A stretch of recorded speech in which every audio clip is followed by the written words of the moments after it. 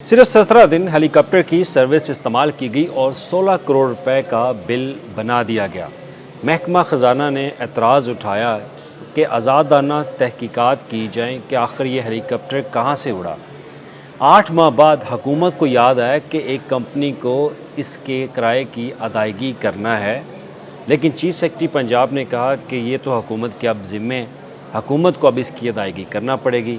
ये क्या स्टोरी है, इस पर आज हम बात करेंगे। मैं हूं अली रामे और एक बड़ी दिलचस्प किस्म की ख़बर सामने आई और ये तमाम तर जो भी इंफॉर्मेशन है ये दस्तावेज़ात के मुताबिक है।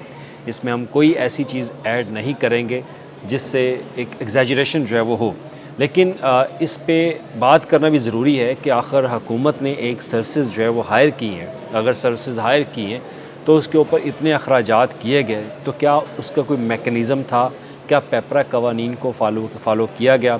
अगर फाइनेंस डिपार्टमेंट कुछ सबूत मांग रहा है तो वो सबूत किधर है। तो ये बात है 2025 के सुपर फ्लड की।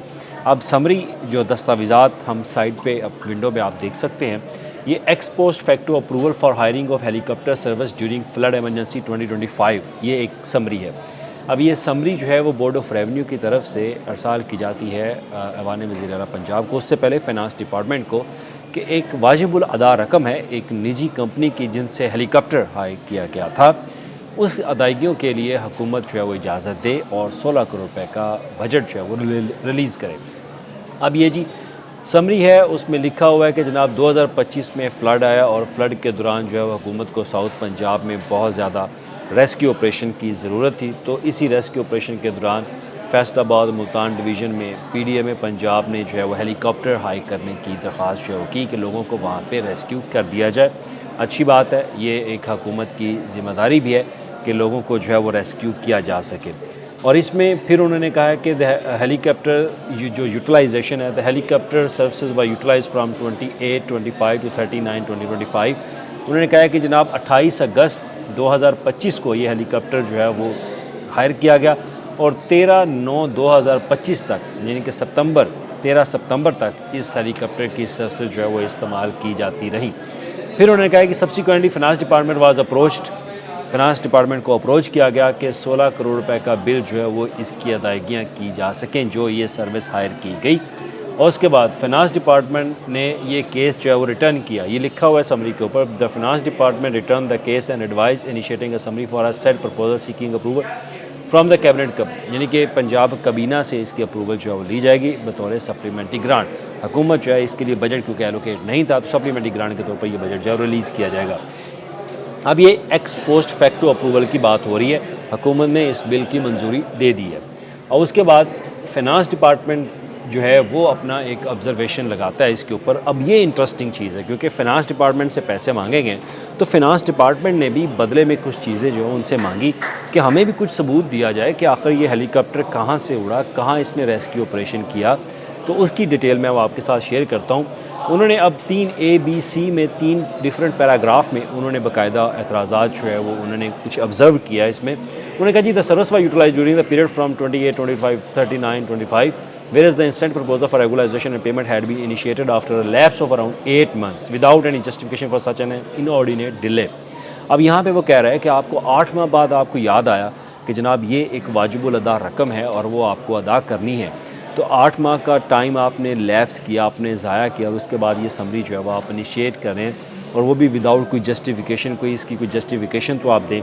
फिर उन्होंने कहा कि finance department had already release 72.023 billion for flood related rescue relief and rehabilitation activities during flood 2025 including 1.15 billion to Faisalabad and Multan division. यहाँ पे वो जस्टिफिकेशन देते हैं कि 72 अरब रुपए हुकूमत पहले ही रेस्क्यू रिलीफ और रिहेबिलिटेशन की मद में अदा कर चुकी है और उसमें इंक्लूडिंग 1.15 बिलियन यानी कि 1 अरब 15 करोड़ रुपए फैसलाबाद एंड मुल्तान डिवीज़न को भी दिए जा चुके हैं।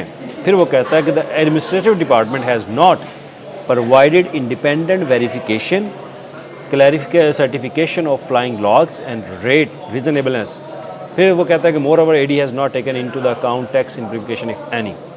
अब यहाँ पे वो कहते हैं कि इसकी कोई लॉग बुक तो हमारे साथ शेयर की जाए, इसकी कोई आज़ादाना तौर पर तहकीकात तो की जाए कि कहाँ पे जहाज़, मतलब या भी इसकी तशरीह हम इस पैरे की करते हैं। वो पूछना ये चाह रहे हैं कि जहाज़ कहाँ से उड़ा, कहाँ इसको रेस्क्यू के लिए इस्तेमाल किया गया तो ये कुछ इसकी वेरिफिकेशन जो है ये तो आज़ादाना तहकीकात जो है वो की जाती, और लॉग बुक जो है फ़्लाइंग लॉग बुक वो उनके साथ शेयर की जाए ताकि उनको ये मालूम हो सके कि जहाज़ जो है या हेलीकॉप्टर जो है वो कहाँ से कहाँ जो है वो उड़ा, कहाँ इस्तेमाल हुआ, कितने लोगों को रेस्क्यू जो है वो किया।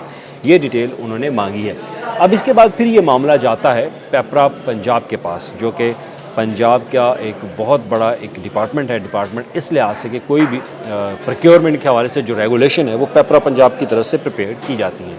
अब पेपरा ने फर्दर ऑब्जर्व किया कि the procuring agency might have adopted appropriate course of action post determination of relevance and applicability of to the cited rule in the existing market landscape। उन्होंने कहा है कि आपने हो सकता है कि जो एग्जीक्यूशन एजेंसी यानी कि बोर्ड ऑफ रेवेन्यू है या मुतल्लिका डिपार्टमेंट, उन्होंने अपनी तरफ से कानूनी जो तमाम मराहिल हैं वो पूरे किए हैं, क्योंकि जब भी इस तरह की एमरजेंसी सूरत हाल होती है तो आपको इजाज़त होती है कि आप किसी भी तरीके से लोगों को रेस्क्यू करने के लिए या वहाँ पे रिलीफ फराहम करने के लिए हंगामी बुनियादों पर पेपरा कवानीन के कुछ रूल्स हैं उनको मद्देनज़र रखते हो आप कोई भी कंपनी जो है वो हायर कर सकते हैं, जो है वो कर सकते हैं।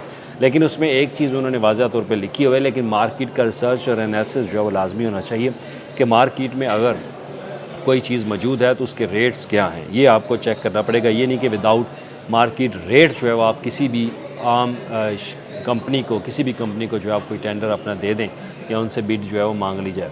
तो ये चीज़ों पे उन्होंने कुछ मामलात उठाए, लेकिन उन्होंने ये नहीं कहा कि ये गैर कानूनी था। उन्होंने सिर्फ इतना कहा कि ये चेक करना होता है कि मार्केट में क्या इसी रेट के मुताबिक ये चीज़ मौजूद है। अगर मेरे से कोई चीज़ वो लेना चाह रहे हैं तो मेरे मुकाबले में भी एक पर्सन है वो मौजूद है, अगर उसके रेट कम है तो मेरे से क्यों उन्होंने लिया। तो इस तरह की चीज़ें उन्होंने चेक करनी होती है। फिर उसके बाद फिर चीफ सेक्रेटरी पंजाब के ऊपर मामला आता है। वो अपना जवाब ये देता है कि chief secretary Punjab endorse the proposal and stated that these services were hired under the emergent circumstances during the flood season.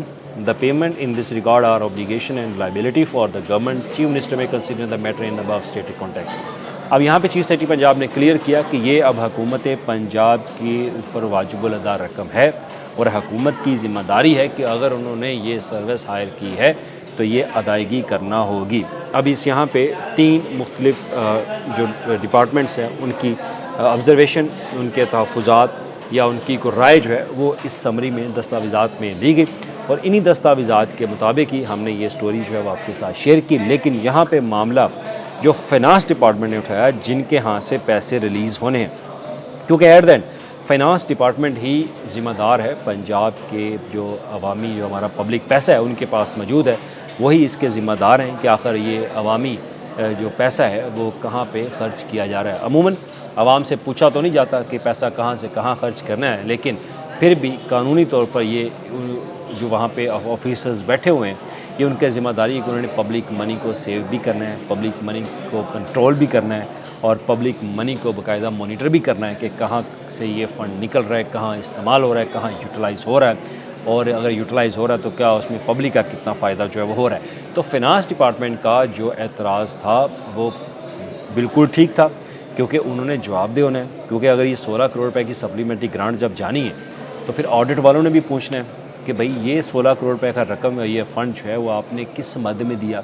वो अगर बताएंगे कि जनाब ये हेलीकॉप्टर हमने इस्तेमाल किया था रेस्क्यू, फ्लड रेस्क्यू के दौरान, तो वो फिर वो पूछेंगे जी हेलीकॉप्टर की जो तफसीलात हैं, कहाँ इस्तेमाल हुआ, कितने लोगों को रेस्क्यू किया गया, उसकी जो फ्लाइंग लॉग बुक्स उन्होंने मांगी है वो अगर ऑडिट पैरे वाले मांग लेते तो फिर उसकी डिटेल्स जो है वो कौन शेयर करेगा। ये वो चीज़ें हैं जो कि अकाउंट्स वाले, ऑडिट वाले बाकायदा ये तफसीलात मांगते हैं। तो हमारे यहाँ हमेशा पंजाब के अंदर ये होता है कि बेशतर ऐसे पैरा बनते हैं जहाँ पर डॉक्यूमेंट्स जो है वो दिए ही नहीं जाते ऑडिट वालों को।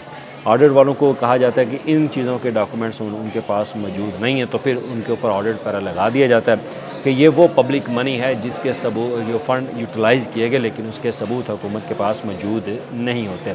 हमेशा जब भी अगर आप किसी सरकारी महकमे के सिस्टम को जानते हैं तो आप जानते होंगे कि प्रोक्योरमेंट का मामला, इसमें कितनी एम्बेज़लमेंट जो है वो होती है और एम्बेज़लमेंट बेज़ाब्तियाँ सामने भी आती हैं, लेकिन पूछने वाला कोई नहीं। अब ये क्योंकि एक निजी कंपनी का ये मैटर था, अब हुकूमत ने इसको हायर किया रेस्क्यू सर्विसेज के लिए, अवामी फ़लाह के लिए इसको हायर किया, लेकिन कुछ जो फाइनेंस के उनके अपने एतराज़ात थे उनको जवाब मिला या नहीं मिला, इसके ऊपर यहाँ पे कोई नहीं लिखा हुआ। लेकिन हुकूमत ने, क्योंकि हुकूमत के ऊपर ये वाजिब अदा रकम थी, तो हुकूमत ने ये पेमेंट जो है एक्स पोस्ट फैक्टो इसकी अप्रूवल जो है वो दी। बोर्ड ऑफ रेवन्यू के तरफ से ये मामला हुकूमत के साथ शेयर किया गया और बताया गया कि 16 करोड़ रुपये हेलीकॉप्टर के अखराजात आए, जो रेस्क्यू करने के लिए 17 दिन उन्होंने इस्तेमाल किया। तो रोज़ाना की बुनियाद पर 94 लाख रुपए समथिंग ये रकम बनती है, जो कि पब्लिक मनी वो यहाँ पे यूटिलाइज़ हुई। तो अब इसके बिल जो है वो हुकूमत ने अदा करने हैं। तो ये वो मामला था, लेकिन ये तमाम तर सूरत हाल दस्तावेज़ात के मुताबिक है।